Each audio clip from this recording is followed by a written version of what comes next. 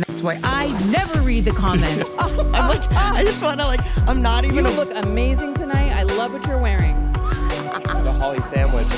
Oh my God, girl. I have an angry clown fetish.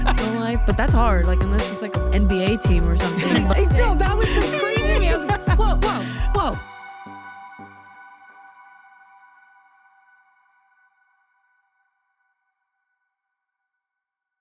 Hello, everybody. Welcome back to Holly Randall Unfiltered. Still here at the AVN convention doing my special interviews. Of course, it is brought to you by Strip Chat, the #1 adult live streaming platform. If you are a creator who's thinking about getting into camming, definitely go give them a try. And if you're a fan that's looking for a place to connect with beautiful men, women, and everything in between, make sure that you go check them out. Do me a favor and give them a follow on their brand new Instagram account. It's scworld.official. You can also follow them on Twitter at Strip Chat. And if you're watching this on YouTube, their YouTube channel is Strip Chat Community. And of course, if you want to get to the good stuff, well, you know where to go. Use Google if you can't figure it out. That's all I'm going to say, because otherwise YouTube might get mad at me. So my guest today is somebody who's built her career by only creating what genuinely excites her. From camming on Strip Chat to navigating burnout and big comebacks, she's proof that authenticity can, in fact, be a strategy. Welcome, Sally Dinosaur. Hello. Nice to be here. Thanks for having me. Of course. I've been seeing, since I started working with Strip Chat, I know, you're one of their top models, and I've been seeing so many of your pictures and everything everywhere. And I mean, you're obviously so beautiful, but I never got a chance to meet you. And so when I finally got to meet you, Yes. just recently, I was like, she's so nice and lovely and friendly and warm. Not that I expected anything different, because sex workers are all great. But you don't know. You never know. Yeah. I mean, you never know. But we've only spoken a couple of times, so I'm excited to get to know you better here. Same. Thanks for being here. Okay, so let's start from the beginning. That's kind of what I do with all of my guests. Mm-hmm. So you didn't start out with polished scenes. You started off on OnlyFans with blog style posts. Is that right? Yeah, it's kind of weird because it's not the usual thing to do, I think. But I started maybe 7 years ago, 6 or 7 years ago. And it wasn't a big thing back then. So I started with OnlyFans, but not as big OnlyFans and content creator, as a content creator or stuff. I just made a blog out of it. So I posted maybe once a week, maybe once or twice in a month, and then paused for 2 months when nothing crazy happened. But I used to go to fetish parties and BDSM related stuff. And I kind of shared my experiences in BDSM stuff and fetish stuff, just the sexual stuff. And it was always honest. It was just me, my thoughts about it and what happened to me, what was nice, what was not so nice. And I just shared maybe a picture of my outfit for the party. And then I just did a text that was pages long.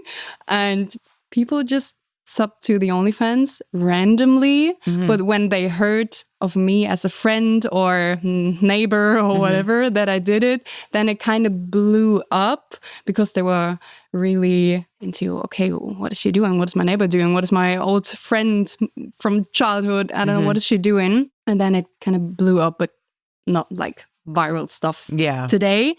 It was just crazy because I had a normal job back then, and this was already much bigger than my normal job, but I didn't really do stuff to it. I just posted there once or twice a month. So I was really not really active there. Right. I wasn't thinking about a business behind it. And then everything changed after years. So there was a big pause between, but I started like this. What drew you to BDSM and that kind of kink? I wasn't really vanilla, never. So I think it was kind of me all the time. Yeah. And I don't really know if there was one situation where I really thought about it. Okay, I like this and that. But I think there was one guy that was a little bit more rough, but good rough, not bad to me. And I liked it. And then I don't know, I really got into BDSM, and then I wore a choker, like the silver metal thing, for years, and the people are still going crazy. Why are you not wearing that anymore? It's a private story, so this is why I'm not sharing it. But the people are going crazy still by that time. Why I'm not wearing a choker or this silver ring anymore? But I was like really into it. I had like relationships only for this part, not really a love relationship. Just started with the BDSM stuff, and then love just got like added to the relationship, but it didn't start it like that. Are you submissive then normally? Yes. Yeah. Okay. Yeah. Same. I know I look like such an innocent, sweet person, but I was also in a BDSM relationship like a long time ago, and I was submissive, and it was fun. It was really fun. I enjoyed it. I enjoyed the power exchange. But in the end, like he wanted to do things that were just like too much for me. Like I wasn't willing to go that far into that world. So it didn't work out. But I had a lot of fun, you know? It's fun. And now I'm as vanilla as it gets. Those are the days. You would say you are vanilla? I'm pretty vanilla now. Yeah? Yeah, I mean, I mean, it's not a bad thing. Yeah. I know, it's funny. Sometimes people are like, oh, you're so vanilla. I'm like, that's not a bad thing at all. It's funny, just right? what you like. It's like people in regular day-to-day life might be ashamed of their kinks, right? Might be ashamed that they like this or this kind of wild sex or something like that. Like me, like being in the adult industry, I'm like ashamed of how vanilla I am. No, never be ashamed of your kinks or being vanilla or stuff like that. God, I'm not. Please I don't like things in my butt that much. What's wrong with me? There's nothing wrong with that. And even being into the BDSM scene, I don't like that too much either. Yeah. So it depends on the situation, but I'm not into all that crazy stuff just because I'm into the BDSM scene. Yeah. So I think a lot of people think like if you're into that scene at all, then you must be like willing to go all the way. But there's so many different things like in that world, there's right? a lot. Yeah. There's a lot. And you are not BDSM. You're just into a scene and you're liking this and that. That is not maybe that much vanilla. Yeah. But I don't like all of this stuff. What do you like? Well, that is hard to say. What do I like? It's really the attitude and I can't really explain it, but the men, especially men, has to be like that. He has to feel like that. He has to be really into it and really honest with it and real with that. So I hate it. I really hate it when people are, that's so rude, shy and they're trying to pretend to be badass. Yes. And they're sitting next to me. This is a real situation that happened. Somebody was sitting next to me on a fetish party and we're sitting next to each other and he was really interested. And we met at Joy Club. We texted and everything was fine. But then we saw each other at the party and he wasn't really my type. So I wasn't really interested. But we sat next to each other and we talked like normally, and I told him I'm just into girls because I wasn't really interested. And then he like stuck his finger out and he was like doing that like really softly. And I was looking at him and I was like, fuck, what the fuck is going on? No, please just go and take what you want, but not in that situation because I didn't want it. Yeah. I would have told him, but in that situation, that was the worst thing he could do. Yes. The worst thing ever. Because it was like a trigger now when people are doing this. I'm like, no, please don't touch me. It's the worst thing ever. So you have to really get what you want, but of course I have to want it as well. Yeah, so. you have to have consent. Yeah. It is, you're so right, because it's a way that you carry yourself. And only certain people can do that, because the guy that I dated was very polite and lovely, and my parents liked him and stuff like that. But you know, like in the bedroom when he turned, it was like he spoke with this authority that just you can't like not do it. Yeah. And you really want to, and it makes you want to. And then I've been with men who knew that I was into that and they tried to emulate that, and it did not work because I didn't feel the authority coming from them. It's weird. Like you have to own it, and you have to be that kind of person. You can't fake like being a dom. Yeah. And also when a man or a woman, whatever, asked me before, please tell me when it's hurting too much, or am I hurting you? That is also, I mean, not in general, but in that situation, I want that. I want that it hurts. Yeah. So it's completely fine. Just do it. And people are often like, did it hurt you? Yeah. Did it hurt? You're like, bitch, why am I here?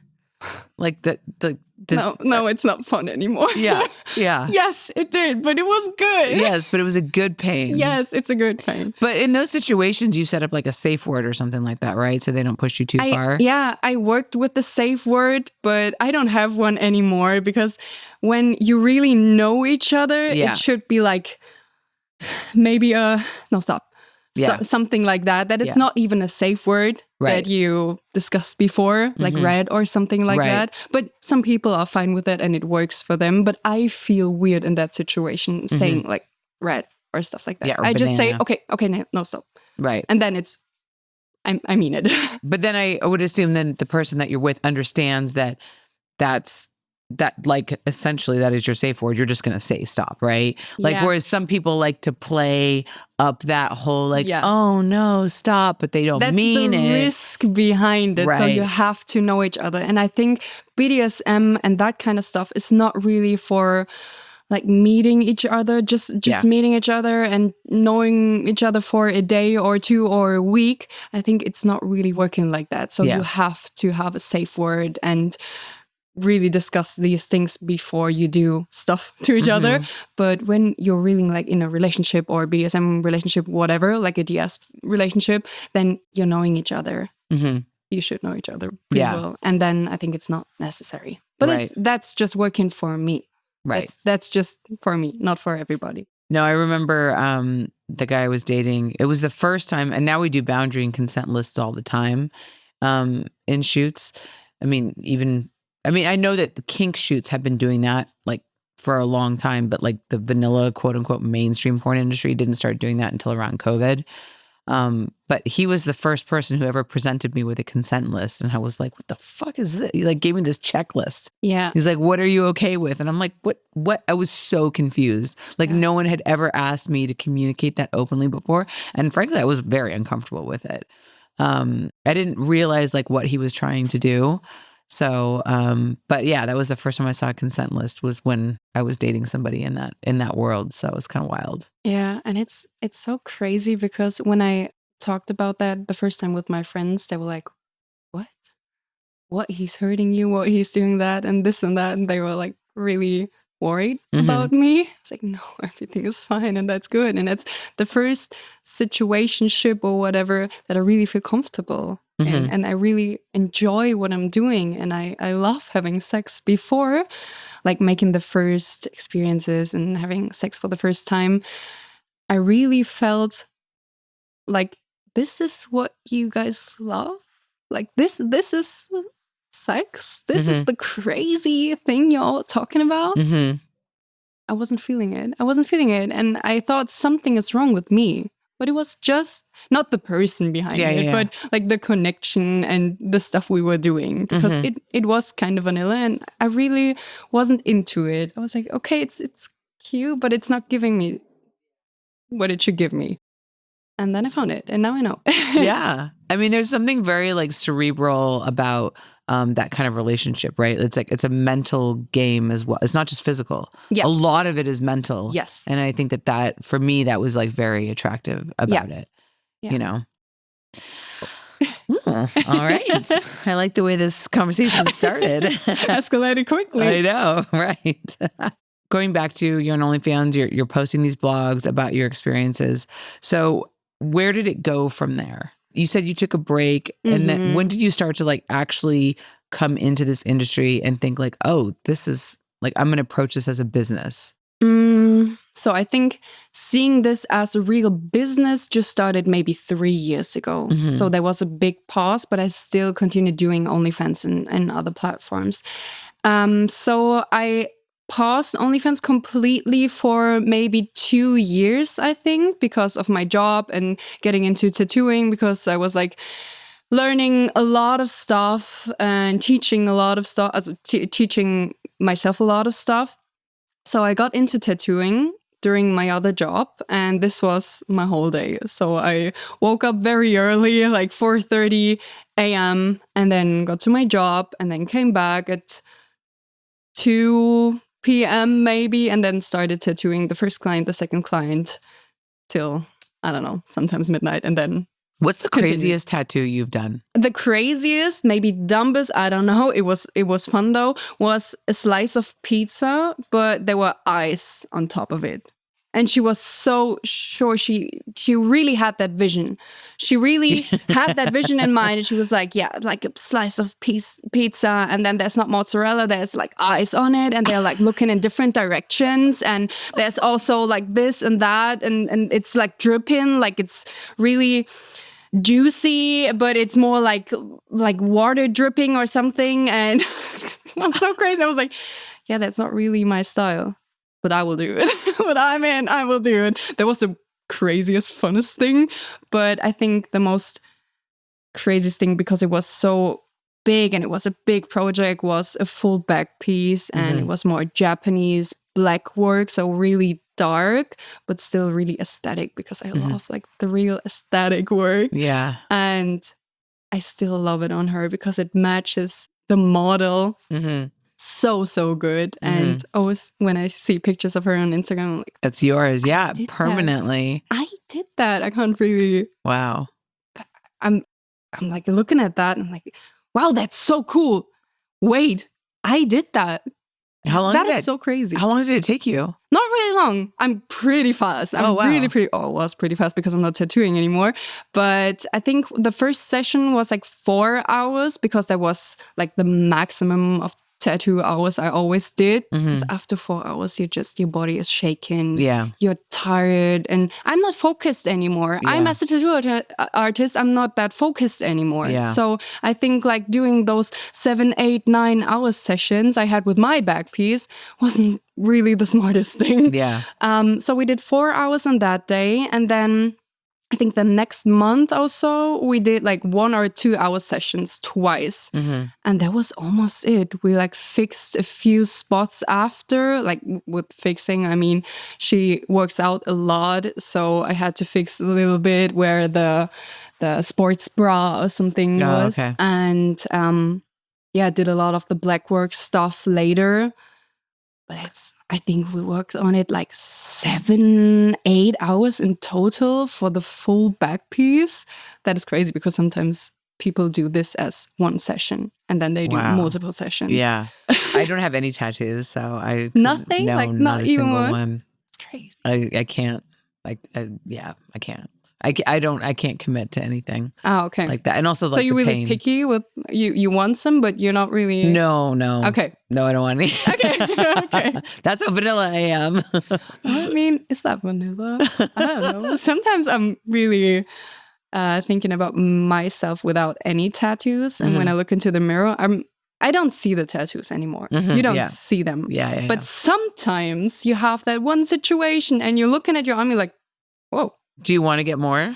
Yeah, I think so. I did a long break after my back piece. Yeah. Because That was a lot. shit hurts. Yeah. That shit really hurts. Oh, thank you.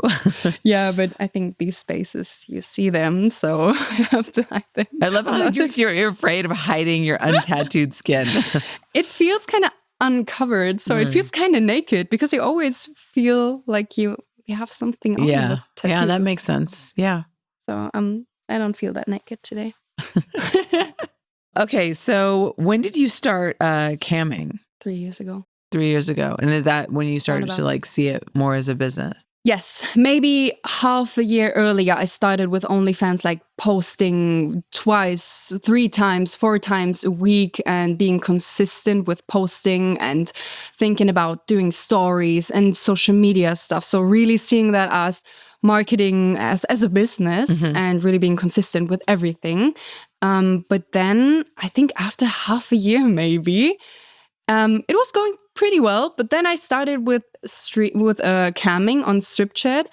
But I always, everybody knew me from saying I would never go online, like live, doing stuff live in front of a cam.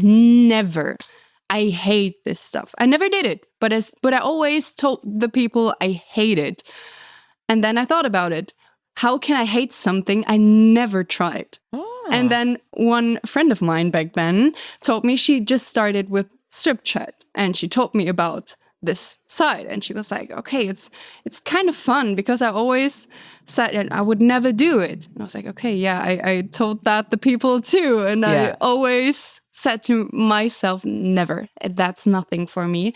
And then she did it, and then she told me how fun it was. I think it was 2 days after. I couldn't live with that. I couldn't live without trying, and always telling people I would never do that, because I was too much into trying new things. I even did like an online course as a dominatrix, as a submissive person. So it was really crazy, but I wanted to try everything. And so I got into that, and then I started streaming. I got ready. I logged in. I set up an account, and I logged in. And the same day, I went online I planned it for half an hour just to check it out, just to see how everything works. And I was online for 4.5 hours and had the most fun ever. Wow. And it was so cool. And after, I was smiling all over my face. I was like, how cool is that? Because it's fun. It's really fun. I wasn't really into doing this only on strip chat or continuing this like I did it this time. I wasn't really thinking about how I'm supposed to do that. Will I continue or not? It was just clear that I will do it and I will have fun with that. And then I started streaming every day for the first maybe 3 months. Maybe not every day when I had my period. Okay. Streaming. But around that, I was streaming every day or almost every day. And I really got into that. Really. I never streamed on a different platform. Later I tried a stream on OnlyFans, but it wasn't the same. It's still not the same. I tried it another time, like a month ago maybe. It's just not the same. It's completely different. It was fun just as a gift. I saw it as a gift for Christmas, and I just announced it, so I will do it and give you something back, but it wasn't the same. So what is it different about like streaming on strip chat, and like what makes it so fun? So I like that the people really interact with you. For example, the toys, the Lovin's toys, they're really interacting with you. They're tipping something, and then you'll get the vibration for the toy or whatever. I only have like the domi, so the massage kind of thing. Oh, right, because the Lovin's toys are built in where they interact with the strip chat interface. Yes. So people tip, and they can tip to like get the toy to like work. Exactly. Yeah, exactly. So I just put it on, but it's not vibrating. It's not doing anything. Right.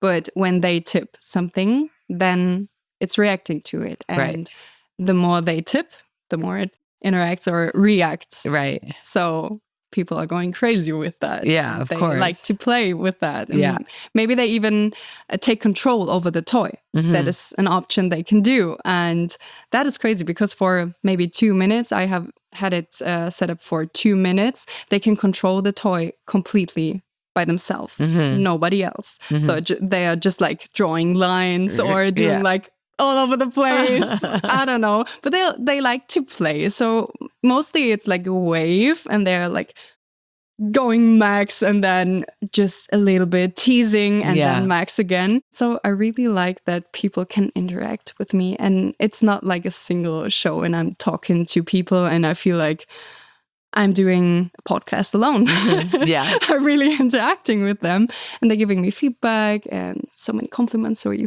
really feel good afterwards, because getting so many compliments during that time for what you do, it's crazy. You never get that doing posts or something like that, because you posted and you already did that content maybe 2 weeks ago or something. Right. And then you get a compliment and it's cute and it's fine, nice, thank you. But it's not that intense getting it directly from the user for what you're doing right now. In that moment. Yes. There's something about like that live interaction that's really exciting. Yes.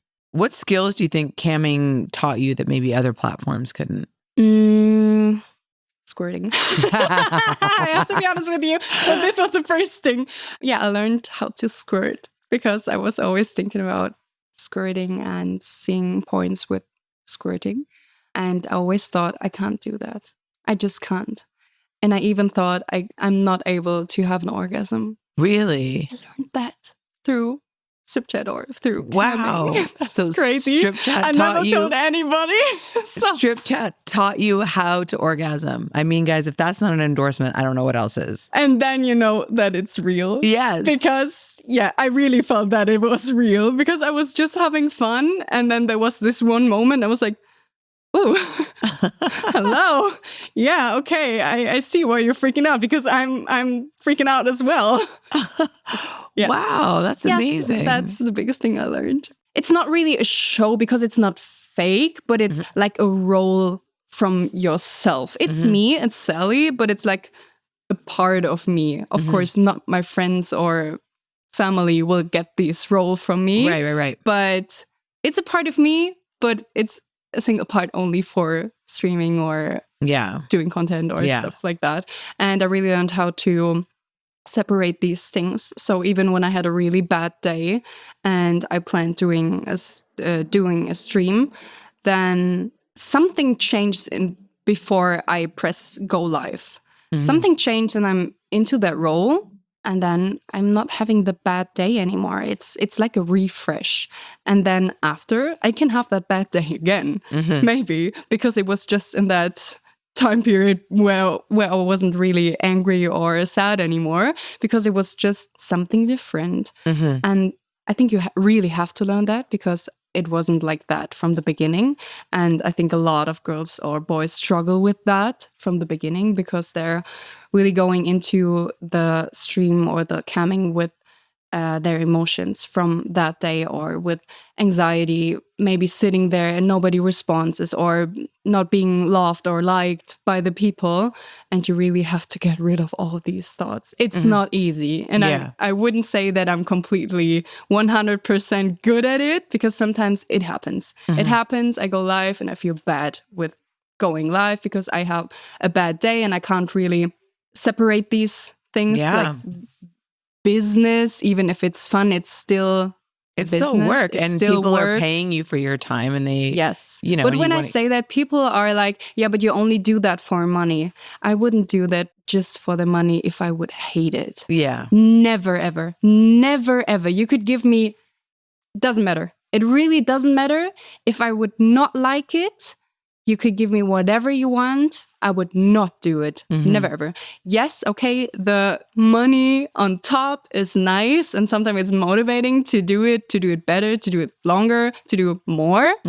Okay, got that. But I would never do it if I would not like it.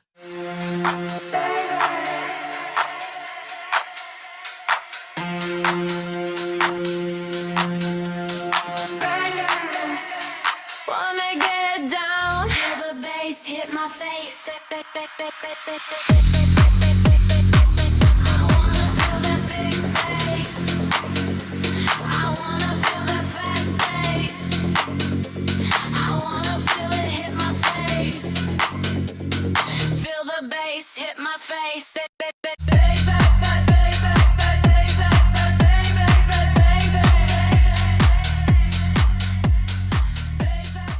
Okay, so you've done both indoor and outdoor camming. And one of the things that I know that really sets Strip Chat apart from other camming platforms is that they have like a really great mobile capability where you can like stream on the go, and you can stream on your phone, which a lot of other platforms don't have. I think that's like one of the strongest interface like tools that Strip Chat has that's really sets them apart. When you do like outdoor camming, like what exactly is that? Like, what do you do? Are you out hiking? Like what are you doing when you're outdoor camming? So I like it public and risky. Ah, So I'm not in the forest where nobody is. Okay, I got it. You're like in Home Depot. That's too boring for me. So then I can also do it on the couch, and then I'm all comfy. Yeah. That's true. Yeah, it's true. You can just go online with your phone, just your phone. You don't need anything else. But I did it mostly when the sun went down, so I need a light, of course, because then otherwise it's dark and you can't see shit. So I have my phone, and then I have a clip-on light that it's what it is. So it just have this little clip, and you clip it on your phone, and it's really bright. Yeah. So I clip this on the phone and put my phone on a tripod. All I need.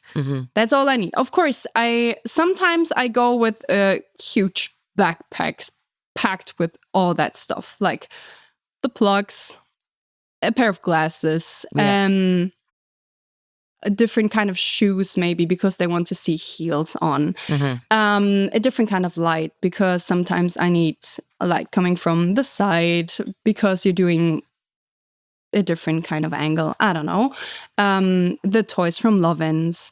You can add a lot of stuff, but you don't need to. Just to go online, you need your phone, maybe a light, maybe a tripod, because you don't want to hold it this whole time. The phone the whole time. So that's it.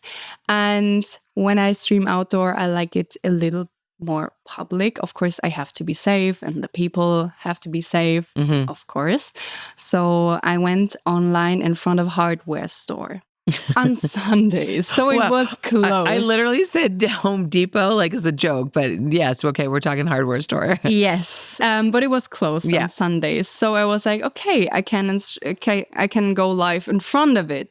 But there was a cinema, like a big cinema, just maybe 300 meters behind it, and I didn't know that.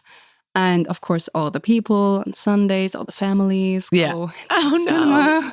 And this is where it got really embarrassing because a jogger passed my car and me during a stream, but it looked like I'm just filming something. Yeah. So I was covered. I think I was all covered. I don't know anymore, but maybe I did like this because I was topless. I don't know it anymore. And I had my phone in front of myself in the car because I already saw him, and I went in the car and I was like, okay, let's just wait a minute. That's a part of the live stream maybe. And they know it. They know sometimes they have to wait because it's too risky, and then I have to hide myself, blah, blah, blah. And then the jogger passed the car, and I was like, okay, he didn't saw anything. It's fine. We're fine. And then I just continued. And half an hour later, the police came by. And I was not covered anymore. Oh, no. They were like, get out of the car. And I was like, I can't get out of the car. I can. So they were like, why can't you get out of the car? I was like, I'm all naked. That's just a towel. They were like, that's fine. Yeah. And they were like, okay, what are you doing here? Because there are families, maybe they can see you because there's a cinema. And can you just do that stuff wherever in the forest where nobody is? Yeah. And I was like, yeah, okay, no problem. They were really friendly. And I just told them I'm filming something because I went offline in the minute they told me I have to come out of the car because it was too risky for me. I didn't want to go in a stressful situation with them or arguing with them. Oh, you didn't want to live stream your arrest? Are you sure? That could have gotten really sexy. This is what I thought. I was like, maybe I can just be live and oh my god. So no, I went offline in the minute they told me get out of the car. So the people still noticed police is there. They are angry. They want something from me. Yeah. And this is how the stream ends. And after maybe your fans must have been so worried about you. I was so worried. So fucking worried. The whole chat was like, is she okay? Oh my god. I was getting dressed again and it just texted something real quick in the chat and I was like, I'm okay. I will just find another spot to continue. Yeah. Because we're not done yet. Of course not. And yes. You're not going to leave them hanging. No, and then I search for another spot and sometimes it's really hard to find the perfect spot because maybe the internet is really, really bad. Yeah. And that was the problem. So I found 3 spots and nothing worked with the internet. I was streaming in Spain during that time and the internet is... Yeah. It was so bad. But then I just wrote into the chat, I will go live tomorrow again because it's just not working. And then your mood is just all crashed and fucked up. And you're like, okay, no, I will give up. Of course, in my head, as you're saying this, I'm thinking, oh my God, you could turn this into like a scene. And of course, like Bonnie Blue, I've seen her do this a few times. She'd be like, I'm being arrested. And then like it's a scene that she set up with like fake people as like border patrol. But that would actually be kind of hot. Like if you know what I mean? You hired like other people who are obviously like models or on cam and you like faked an arrest, but then like it turned into something else and like you live streamed the whole thing. I would love it. And to be honest with you, the police officer was shit. Like, yeah. Did you give him your handle? You're like, well, check me out on Strip Chat. No, I was too shy in that moment. I was like, I'll go. Okay, sorry. That's funny. I had a cop recognize me a couple of months ago because he watches this show. Actually, if you're watching this, hello. Hi. That was nice to meet you. It was she's like, I know you. You have a podcast. I was like, oh my God. Sadly, he wasn't like pulling me over or anything. He was just like, our road was blocked because of the fires. But if he'd pulled me over, that would have been cool because I could have been like, you're not going to give me a ticket, are you? So next time. Yeah. But yeah. Hi, officer. So now you did end up taking a break, right? Yes. And then you came back on January 1st with the stream. So why did you end up taking a break? It was just too much because I wanted too much for myself. Mm-hmm. I was into everything. I wanted to do like podcast stuff in Germany. I was the face of Venus, the ambassador for the whole convention. I was the ambassador for Strip Chat during that same convention and another platform. So it was just too much. It was too much because I mean, I still loved what I did there and I had fun, but my whole body said, rest. Yeah. Rest. Yeah. Can't do that shit anymore. You have to take a rest. And I don't really make a pause or a rest because I love what I do and I love to completely freak out with all of that stuff because I'm just too much into it. And then I'm saying yes to everything. I'm like, yes, let's do this. Let's plan that. Let's do this. And I'm all in. And yeah, but that was the part where not only my brain and my mental health really told me, okay, please, I need a break. Yeah. But my whole body did. Yeah. I had really bad back pain and it went all up to my head and I had pain every day. And I went to the doctor and they were like, no, everything is just fine. And then I got a massage and she came to my house and she was doing like I think it's called trigger massage or something because there were like trigger points then they're going into it and it hurts. It really hurts. Yeah. And she told me it's not really relaxing. Just to be aware, it's not really relaxing. It will hurt. Yeah. Like, okay, but I just hope that it's... But you also, I mean, did you kind of like it? I love those kinds of massages. Like sometimes. If I don't feel pain in a massage, then I'm like, I don't like it. Like you got to that point, I hated head massage. I don't know why. I hated it. But then I was like, okay. Have you ever done dry needling? No. Oh my God. So I see a physical therapist once a week just to keep me like, and I've been having a lot of like neck and shoulder. I actually tore my shoulder doing yoga. Oh. For the third time. This is the third time I tore my shoulder in yoga. You want to do something good for your body. I am no longer doing yoga. Fuck that shit. But they stick a needle in like wherever like your muscle point is, like a long needle, and then they just go like this. And it like spasms your muscle and makes it let go. No way. It's the worst and I love it so much. It's the worst and I love it so much. Scream, but I love it. I love it because it feels so good afterwards. That sounds horrible. I love like painful massages. They're really weird. So you're not that vanilla. Yeah, maybe not. I may not be like flogged in the bedroom anymore, but boy, oh boy, do I love that dry needling. Love that. No, it was... My doctor actually watches this podcast. Really? Yeah. Dr. Sanchez, you're the best. Oh my God. Thanks for everything. Keep sticking me with your needle. Oh my God.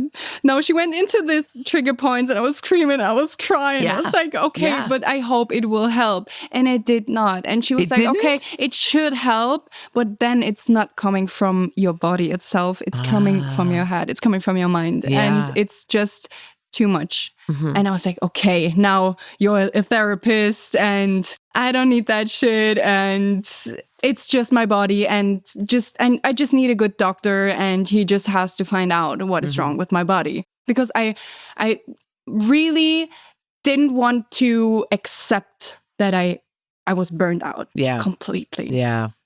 And then my body and the pain was getting worse and worse. So I really got like paralyzed in my bed. I was just laying in my bed with a lot of pain and I was crying the whole day. And I was like, how can I change that? How can I change that? I need to do stuff. I need to do stuff and I need to create content and work. I need to work. And yeah, that was the problem. Because I focused on work still with all that pain. And there was a lot of stress I put it onto myself.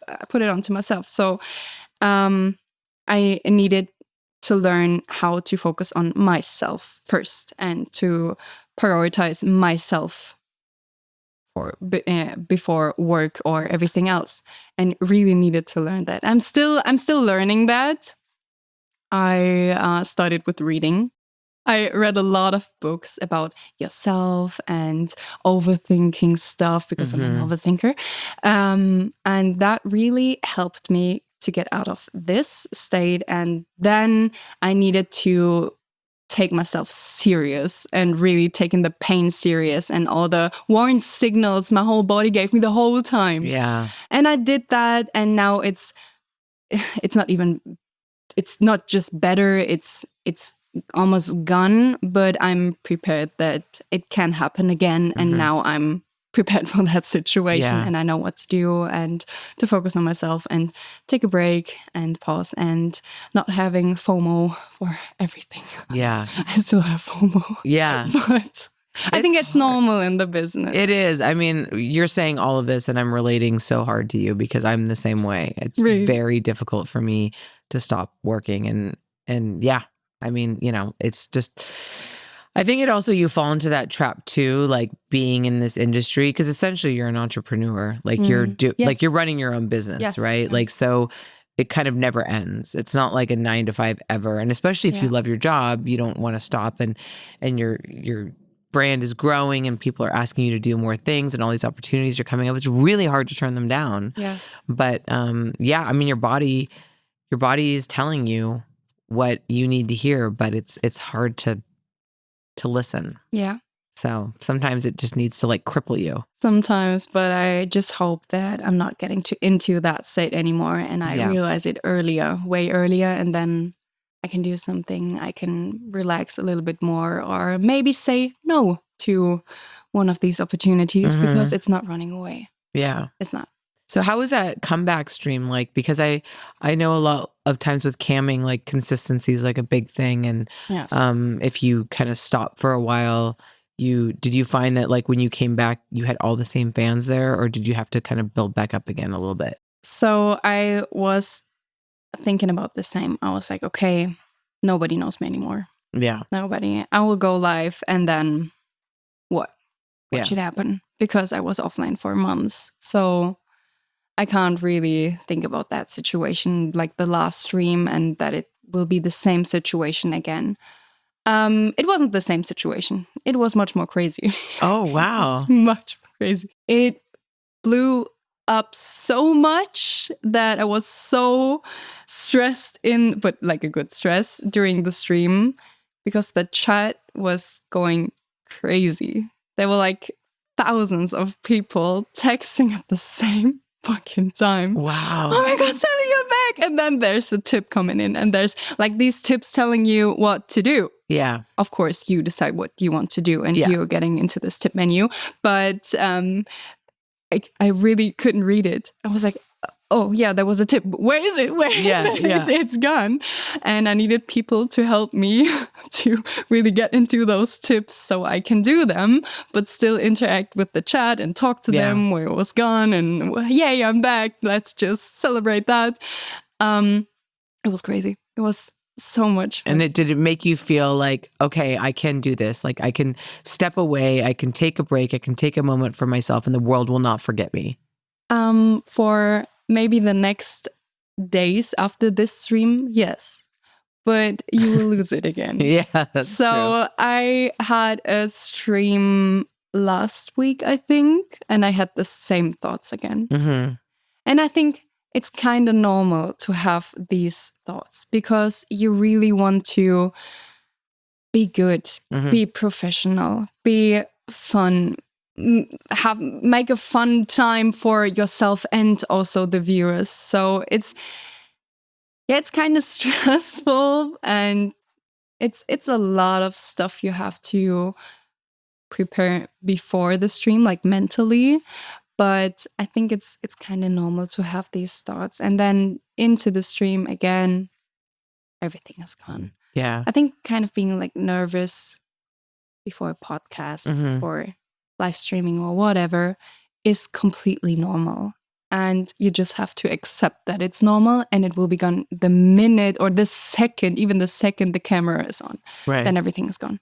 So rewinding a little bit, after just a few months on Strip Chat, a major German YouTuber filmed a day as a cam girl with you. So tell us about how that happened. Yes, I was half a year into streaming, so not really long because there are girls that are like streaming for years. Yeah.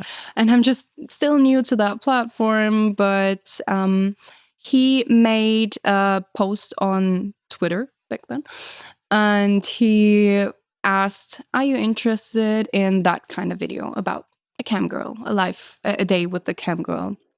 And there was one guy that was a viewer from my last streams, and he was commenting, yes, please do it with Sally Dinosaur. And then he texted me and he was like, hey, I want to do that. Can we hop on a call? And then we had a call, and then we planned the whole thing. It was so quick. It was all so spontaneous. So it was, I think, 1 week after he texted me, we filmed that. And 1 week after, he already came up with this video on YouTube. That is really quick, but because sometimes he's filming and like half a year later, he just announces that he will do that. And then the video comes up on YouTube. So it came really quick on his YouTube channel and it blew up. And people were going crazy. Of course, a lot of hate because, oh my God, how can you do a video with a sex worker? Yeah. That's always, Yes, we know we get a lot of that, especially on YouTube. Yes, we know that struggle. But there were a lot of people that liked me for being real because, I mean, for me, it's kind of awkward because I can't really watch that video. Yeah. Because seeing myself and being like, is really embarrassing for me. But the people really liked it because they were like, oh, she's so real. She's not like the, not to be mean, but the other girls that are just like, yeah, I'm just a sex worker and that's all me. That's my whole personality. That's fine. That works for you. But that should never work for me. And I'm like, just honest. I tell people the truth and what I think about them during a rating. For example, a dick rating. Oh, you're honest with your dick ratings? I'm too honest. Sometimes I'm like, oh no. Yeah, but I don't like, even the lighting, I'm like really judging them. And I'm like, I don't want to judge you, but can you do this and that? And it's nothing for me. I'm like nice to them, but honest. I will be honest about like the things surrounding it, you know, like it's so funny because every girl I talk about dick ratings with, we're all like, don't shoot it in a messy room. Don't shoot it on the toilet. You know what I mean? Like just simple shit that I think guys, all they see is dick. Yeah. That's all they see. They don't see like what surrounds the dick. Yes. And like for us, it's like, it's about more than the penis. Like the penis is not the only thing that matters. It's like everything around it that says something about who you are as a person. Yeah. I think is important. And then they do it on the toilet. Yes. So you already know. I'm just like, no. I know what you're doing on there, dude. Like, come on, man. Yeah. But yeah, so I will be like pretty honest about that. But, you know, when it comes to like the penis size and stuff, I try to be, I don't want to crush anyone's dreams unless that's what they want. Some guys want. Yeah, that. but I will tell them that I will be honest. And they're like, okay, I can live with that. I'm like, okay, but I will be honest. Have you ever had a guy like regret, like not expect you to actually be honest or like get upset? I had one guy that like freaked out on me because I gave him a 7, which I think is pretty good, a 7 out of 10. Yeah. He like flipped out on me, and he was like, he was expecting more. Yes, he was like, I got a great dick. What's wrong with you? He like cussed me out. Maybe this was his kink, to just judge you after. Oh, to judge my dick you ratings? Feel bad because sometimes I think that's what they want. What? Okay. Maybe to feel better for myself. Okay, I see. You're like flipping it. So I'm rating your dick, and then you're rating my dick rating, and apparently my dick rating got just like a 1 out of 10. No, but I made a mistake once. So there was one guy. So I have my own website, and I did offer dick ratings on that website, and there was one option for SPH. Right. That's small penis stimulation for those of you who don't know. Okay. So that's crazy because you can't be really honest with them when they show you a dick that is maybe a 7 out of 10 or maybe even a 10 out of 10. And it's pretty huge. Yeah. And there was a mistake on the website. I don't know. And it said that he wanted SPH. And oh no. I saw that picture. Oh no. And that dick was huge. It was huge. And I really was thinking about, okay, should I text him and be honest that I don't know how to really judge him for having a small penis when there's no small penis. Yeah. But I was like, okay, no, I would just be professional. He wants that. Yeah, he didn't want that. And I did the video, and you know that. Yeah. Shit, and you're like, that is so small. That's not even average. Like, you're so pathetic. Like all the horrible things that we say that they want. I'm so sorry. I'm really, really sorry. This is why I hate doing that. Yeah. Since then. And then he answered like, I never heard something like that. I never really heard that my penis is small. I mean, he was still friendly. Yeah. But I felt so bad because then I realized it was a mistake. And then I told him, and I sent him a screenshot, what it showed me, that he wanted the small penis simulation. And I offered him another dick rating that was honest without SPH. Yeah. That was kind of. Oh my God, that's funny. Nothing better than an accidental dick rating to fucking like crush someone's ego. Yeah. Oh my God. You've said that porn sex is like more difficult, more like technical, less spontaneous. Do you do like scenes on camming, and is that different than shooting like for a studio? I used to do. I don't do them anymore. Maybe I will do them in the future again, but it's not planned for now because I just enjoy to be live solo. And so I think the most people think that porn is always much more harder and rougher and I don't know, just not reality. But for me, it's the other way around because I can't really film, maybe because of the BDSM thing, I can't really film what I'm really into. I was thinking that like, because the platforms probably won't allow you to film what you really like to do. Yeah, that is the first thing because so many things got flagged because that is not allowed. Even when I make like a disclaimer that I really wanted that and stuff, and it doesn't matter. It doesn't matter. All of my Halloween specials, because they were a little rougher, they got flagged and I had to delete them from OnlyFans. So when I want to film what I really do in bed, like POV, for example, I couldn't film that. That wouldn't be possible. It would just be a shaky video. It would just be all around, over the place and shaky. So this is why my videos are not that hard. Like I have sex in real life. And that is kind of crazy because all of the people are always saying, yeah, but porn isn't real and it's not the reality and it's just more. It's harder. I don't know. But for me, it's so funny because it's the other way around. Yeah. I think my videos are not vanilla, Yeah. but not that hard. Yeah. Of course, you can like put your phone on a tripod and then you're not into the shaky video. Yeah. But when I film BDSM related stuff, then mostly the partner didn't want it to be in the video. So this is why I always did it POV. And then I really had to calm it down a little bit. And this is why it's a little softer than in real life. Oh my God. That's it's definitely different than I think what most people think about when they think of porn. If you could, it would be much more intense than what you're allowed to film. Okay, well, Sally, thank you so much for coming on. It's been such a pleasure. Thank you. Can you let everybody know where they can find you online, please? Yes, as mentioned, sometimes it's pretty hard to find someone out there because of the rules of YouTube and whatever.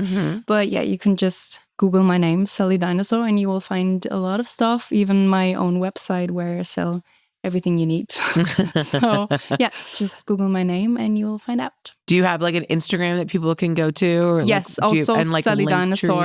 I have at Sally Dinosaur. Yes, at Sally Dinosaur. It has also the blue check mark. The blue check mark. Yeah. Yeah. Do you get a lot of imposters? Yes, I had a big problem the last year. It was crazy. Yeah. It was like Sally Steinbach or something. That was a German name. Yeah. And it was, I think, some people I knew. Yeah. So no, don't trust them. Yeah. But I talked about that also on Instagram, and I even have a highlight. So yeah. It's crazy though. People will still, it doesn't matter like how often you tell people like where your verified accounts are. They will still go to the fake ones. And like I started a new Instagram for one of our platforms, which I haven't announced yet, so I won't name it. But I went to go look for my own name to follow myself. And I couldn't find it because I'm shadow banned on Instagram. Oh my gosh. I'm just at Holly Randall, right? Yeah. You cannot find me. Still? No. Okay. But all the fake accounts that are pretending to be me come up. They come first. Oh my God. Yeah. I was just like, are you kidding me? So all the fake accounts come up when you search my name, but me, I don't come up. I fixed it the day before I got to LA. So I was really, really concerned I really wanted to fix that problem because when I tell people, okay, Sally Dinosaur, and then there's Sally.Dinosaur, there's Shiny Sally Dinosaur, that's also me, but it's my backup account. And sometimes it's, of course, when I have this big account, then you should really get into that big account and follow this big account. Yeah. Also with like brands and stuff you want to collabs or stuff you want to connect with them. I don't want to do that with my second, third, fifth, I don't know, account. I want to do that with my main account. And people had to type in my name completely, like the last letter, and then it showed up. But that's annoying. It is, which is why you should go to hollylinks.com and it'll have direct links to like my Instagram, to my Twitter, to my YouTube, to my OnlyFans, to all the platforms. That way you don't have to like go searching for me because it's a nightmare. So that's where you can find me. And thank you guys so much for watching. Thank you to my Patreon members for subscribing and for supporting the show. We didn't have time to do the bonus Q&A on this because I'm on like a super tight schedule here at AVN, but I saw the questions that you guys sent in. So thank you so much. We'll get you on the next one. And of course, if you want to become a Patreon and support this show, they're normally live streamed. But here at AVN, there's just the Wi-Fi is very, very bad. So can't do it. Go to patreon.com/Holly Randall Unfiltered and get access to bonus content and all kinds of fun stuff. Thank you guys so much for watching, and I will see you guys on the next one.